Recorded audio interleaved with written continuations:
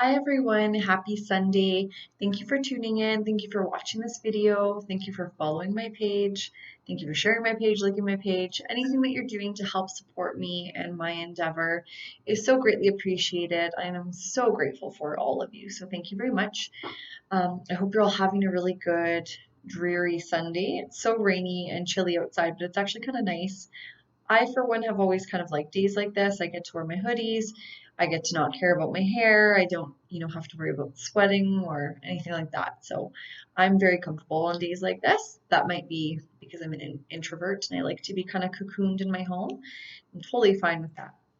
Today, I wanted to talk a little bit about grief. It's something that I have focused on quite a bit throughout my page and throughout my blog at the moment, just because it is still so fresh for me. I've only lost my brother 2.5 months ago now, and I can't even believe it's been 2.5 months. But it feels like yesterday, and it feels like it's been 10 years.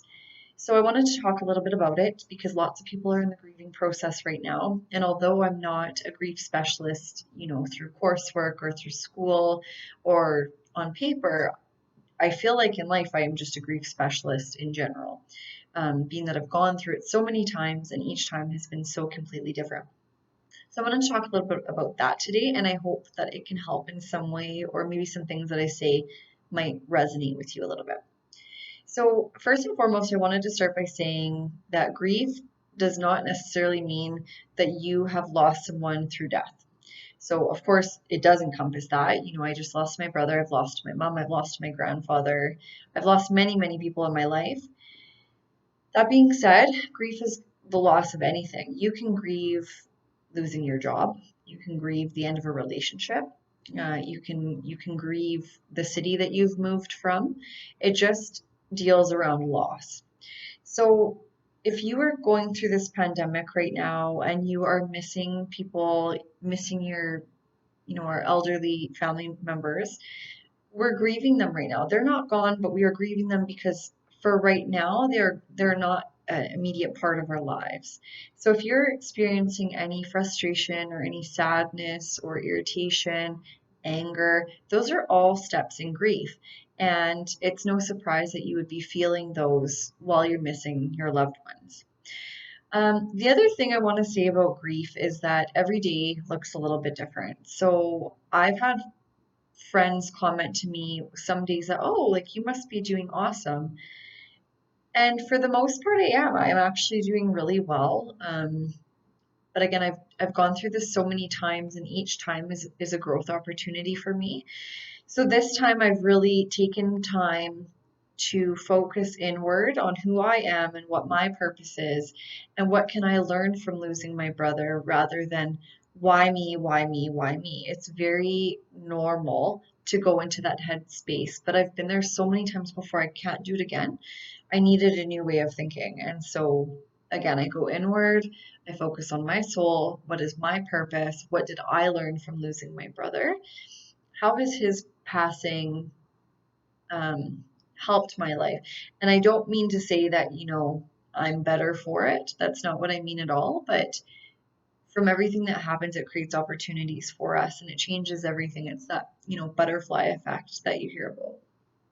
So I'm not happy that I've lost my brother. I miss him so much every day, but I'm really trying to focus on what my life has abundance of right now. And I think to get to that place takes time and it honestly takes practice. If you are just going through a first big loss recently or in the past little while, don't expect to get there. If you are there, amazing. But if not, it's okay. So that brings me to the next thing I want to talk about. Grief looks different for everyone. It looks so different. I like to talk about things. I'm not one who holds up, in my room and just, no, I don't want to talk about it. I do want to talk about it. This has been particularly hard because I've wanted to reach out and find counseling and have some therapy sessions. But with COVID, my clinic that I like to go to, which is actually listed on my website, they were closed and they're open now, so I'm able to go. But when this first happened, they were not open. They were only available for virtual sessions, and that's just not something that resonated with me. I needed that human connection. It just didn't work for me.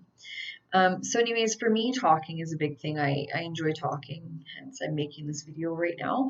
And I'm happy to talk to anybody about any of their issues as well. Just as a friend, of course, right? I'm not a therapist or anything like that, but I'm happy to listen because I care. Other people like to not talk. So, if you have a child who's going through the grief process right now and is in mourning, they may be in their bedroom with the door locked. They may come out periodically but not say anything. They may just prefer to be alone, and that's okay too. It looks so different for everybody. I remember when my grandfather passed away, he was my best friend in the world, and he was quite ill when he passed away. And so I took on a thought of he's at peace now, and I don't need to watch him struggle anymore. His soul is at peace, he's at rest. And I was only 13 years old thinking these things. Um, but what I did is I created almost like a shrine for him. I slept in his shirt at night. I wore his gold St. Christopher chain. I had pictures of him everywhere. His beautiful, amazing, perfect face was the background on my computer. And that's how I grieved. I honored him in that way. My mother couldn't look at a picture of him. That was her dad, and she loved her dad more than anything, and she couldn't see a picture of him. She hated that I would wear his shirt at night. She hated that I wore his chain because that was his chain. She never said these things. Well, no, that's not true. She did say that she didn't like, pictures everywhere. It was hard for her. But I thought that was very interesting. Because he was my best friend in the entire world, and this is how I needed to honor him, and this is how I needed to move forward, was by reminding me every day that he's not gone, he's with us. When my mom passed away, I was so angry.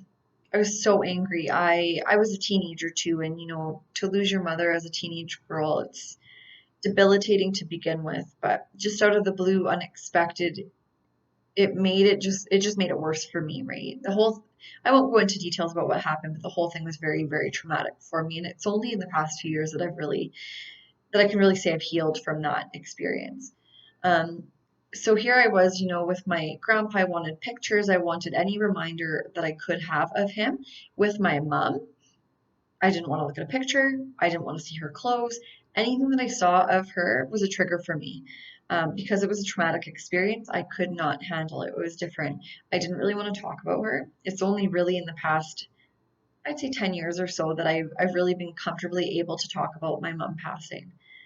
And now in the latest one with losing my brother, I was super angry. I am dealing with some anger. And if you've lost someone, you'll know that it's hard to be angry at a person who's no longer even here. It's extremely hard. You feel guilty, and then you feel like, is something wrong with me? Why am I angry at a person who's not even here? But that's human. My brother was not perfect. I love him so much, but he did so many things that I just question. But it's not even for me to question. It was his path. It wasn't my path. And so I need to let that go. I need to give that back to him.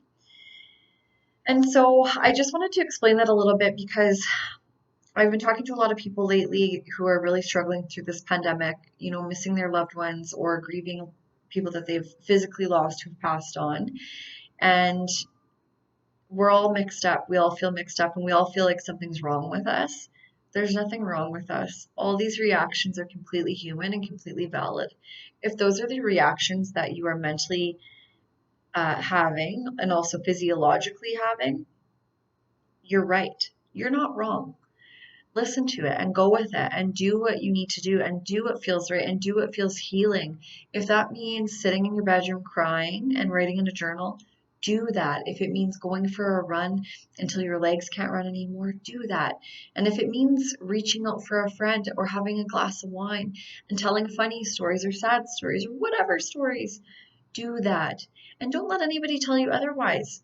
Don't let anybody judge you. Don't let anybody tell you you're being silly for grieving in that way. It's not up to them. It's up to you. We're all on this planet together, but we are all very separate individuals on very separate paths. And when grief happens, we need to take our path of grief. We don't take somebody else's path. Don't hop back and forth to different paths. Stay on your own and go with it and listen to your intuition and listen to your gut. And that's how you'll heal. So again, please keep in mind, I'm not a grief specialist on paper, but I've done it enough times where I do feel like I've learned each time, and I do have some advice that I can offer. You may not even want to take it, and that's okay too. You may think that I sound like I'm full of shit. That's okay too. I'm not offended at all. But thanks for tuning in today, and I really hope that you're doing well. Stay well, be healthy, and be kind to one another.